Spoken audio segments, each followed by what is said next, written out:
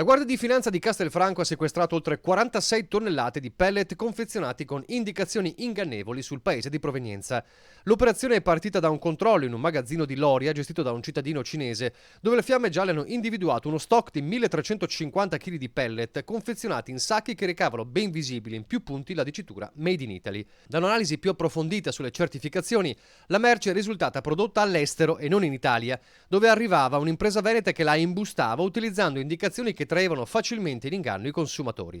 Con questo trucco il commerciante cinese riusciva a garantire ai propri clienti un prezzo assolutamente concorrenziale rispetto a quello della merce realmente prodotta in Italia. L'intervento dei finanzieri è proseguito in un secondo magazzino gestito sempre da un negoziante cinese nella periferia di Treviso, dove sono stati rinvenuti e sequestrati altri 1368 sacchetti di pellet. Risalendo alla filiera, le Fiamme Gialle hanno infine controllato la società distributrice della merce con sede a Cassola in provincia di Vicenza, sequestrando all'interno del capannone altre 25 tonnellate di prodotto, pronte per essere consegnate ai dettaglianti per la vendita.